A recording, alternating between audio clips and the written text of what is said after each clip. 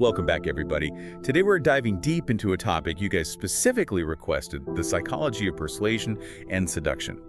We're going to break down 7 powerful techniques that could completely transform how you approach relationships. Yeah, it's amazing how these techniques, often linked with, well, let's just say less ethical stuff, Yeah. are actually based in very basic human psychology. Okay, let's jump right in.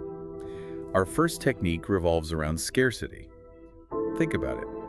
We tend to want things more when they're less available, right? Absolutely. Scarcity taps into our fear of missing out. Our brains naturally put more value on things that seem rare or limited, whether it's like a limited edition item or a special opportunity, or even, someone's time. So instead of playing hard to get, which always felt kind of manipulative to me, we should focus on actually filling our lives with stuff we love. Exactly. When you're passionate about your life and actually busy, your time just becomes more valuable. You're not pretending to be unavailable. You are unavailable, and that can be really attractive. It's like that saying, the best way to find love is to stop looking for it, right? Because you're already busy living a life someone would want to be a part of. Yeah, that's a great way to put it. It's about attracting the right people by being the best you, not by trying to force a connection. Makes a lot of sense. Okay, on to number 2, the foot in the door technique. This one's all about starting small. Yes. It's all about consistency.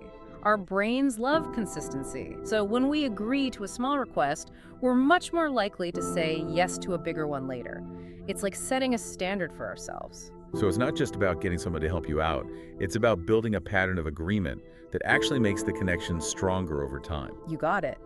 Even little agreements build momentum and can help you work through bigger decisions or favors down the road. Okay, this next one is really interesting to me. The allure of mystery. I mean, we're all naturally drawn to the unknown.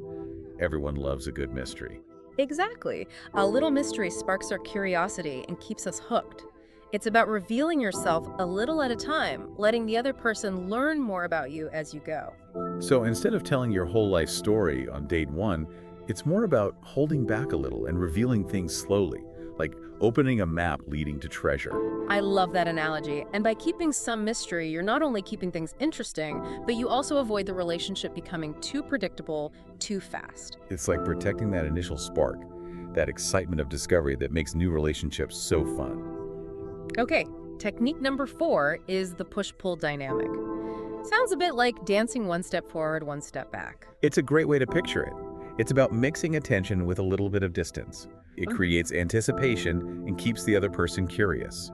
So it's not about playing games or sending mixed messages, but more about showing you're interested while also holding on to your own freedom. Precisely. It's a balancing act.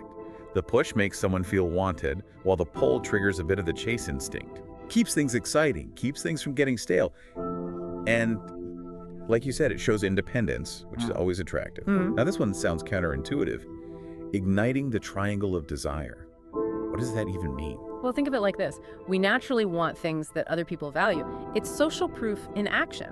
Like if you see a huge line for a new product, you figure it must be good. So we're basically using that same everyone wants it idea in relationships. Exactly. It's not about making someone jealous, but subtly showing how desirable you are. You're not bragging, but letting your good qualities and how people respond to you do the talking. So it's more show don't tell when it comes to being a catch. Okay, technique number 6 seems like a no-brainer. Making someone feel like the only one? Isn't this just basic relationship advice? It may seem simple, but it's powerful. We all want to feel seen, heard, understood, especially by someone we care about. When you make someone feel like they're the priority, it really strengthens that bond. So putting away distractions, really listening, remembering those little things that show you're paying attention. You got it. It's about being present and attentive, making the other person feel valued and special, not just another face in the crowd. It's about making it clear that they're special, their presence in your life really matters. Okay, last but not least, we've got mirroring and matching. This one sounds a little sneaky, I have to admit. It can be if it's done wrong, but it's actually based on something people do naturally. When we subtly mirror someone's body language, the way they talk, even their energy level, it creates a sense of connection and understanding. So it's like saying without words, hey, we're on the same wavelength here. Exactly. It makes the other person feel more comfortable and connected to us. But the key is to be subtle and genuine. It shouldn't feel like you're mimicking them, more like you're in sync with them. Like you're creating this subtle dance of connection. Okay, so we've covered 7 powerful techniques. Scarcity, foot in the door, mystery, push-pull, triangle of desire, making someone feel special, and mirroring matching. That's a lot. What's the most important thing for listeners to keep in mind as we move forward? I think the most important takeaway is that these techniques aren't about manipulation at all. They're about understanding those subtle dynamics of human interaction and using that knowledge to build better, more fulfilling relationships. It's really important to remember that. It's not about tricks or shortcuts, but about understanding the deeper psychology that drives connection. Exactly. Think about it. We're all influenced by these things, whether we realize it or not. Understanding them just gives us a bit more control over, well, how we deal with those dynamics. So it's not about becoming some master manipulator, but about being more self-aware, more intentional when we're interacting with people. But honestly, some of these techniques, especially when you hear them explained a certain way, can seem kind of ethically questionable. How can we make sure we're using them responsibly? You're right to bring that up. The key, like we've been saying, is authenticity. Is your goal really to connect with someone, or are you just trying to use these techniques to get something from them? Right, that makes sense. It's the difference between using scarcity to show off a life you're actually passionate about versus, like faking scarcity to seem more desirable. Exactly. One's genuine self-expression, the other is just insecurity. And people can usually tell the difference. So self-awareness is key here. We've got to be honest with ourselves about why we're doing what we're doing and make sure it lines up with our values. For sure. And it's also about respecting the other person's boundaries. Like, be willing to change your approach if they seem uncomfortable. Right. There's no one-size-fits-all formula. It's about being sensitive to the other person and what you're building together. Well said. Now, let's dig a bit deeper into some of these techniques and how to use them in a healthy, ethical way. We talked about the foot in the door technique. How can we use that to actually make relationships stronger without feeling manipulative? It seems like starting with small, genuine requests that make sense within the relationship is key. Exactly. Think of it as like building a bridge of trust. You're not tricking someone into doing what you want. You're creating a pattern of good interactions that can actually deepen the connection over time. It's about gradually building trust and intimacy instead of, taking a giant leap that might feel overwhelming. Exactly, like testing the waters before jumping in. Okay, what about the allure of mystery? How do we keep that intrigue alive without seeming, shady or like we're hiding something? It's all about balance. You don't have to spill everything about yourself right away. Holding back a little, letting the other person get to know you slowly, that's okay. It's about discovery, right? Like that map leading to buried treasure, revealing those special parts of yourself bit by bit. Exactly. It's like a good book or movie. You don't want the whole plot spoiled right at the beginning. The suspense, the intrigue, that's what keeps you engaged. It's about letting the relationship unfold naturally. Now, the push-pull dynamic can be a little tricky. How do we use it in a way that feels fun and exciting, but not manipulative? I think the biggest thing is to be considerate of the other person's feelings. The goal is to create excitement, but not to make them feel insecure or unwanted. So not about mind games or mixed messages, more about finding that balance between giving attention and letting each person have their own space. Exactly. It's showing that you're interested, but you have your own life too. That can be really attractive because it shows confidence. It's like you're saying, I love hanging out with you, but my world doesn't revolve around you. I like that. It's about being a whole person within the relationship. That actually makes you a more interesting partner. Now let's talk about the triangle of desire. How do we show we're desirable without making the other person jealous or insecure? This one feels like it takes a lot of finesse. It's easy to slip into bragging or trying to make someone jealous. You're right. It's a delicate balance. The key is subtlety. Focus on your positive qualities, not putting anyone else down. So instead of boasting or name-dropping to impress, it's about letting your actions and how you carry yourself do the talking. Exactly. Confidence, not arrogance. Let your passions and accomplishments speak for themselves, Let others draw their own conclusions. It's about knowing your worth and letting others see it without having to shove it in their face. Now, making someone feel like the only one seems pretty straightforward. Isn't that just basic kindness and respect? It's deeper than just being polite.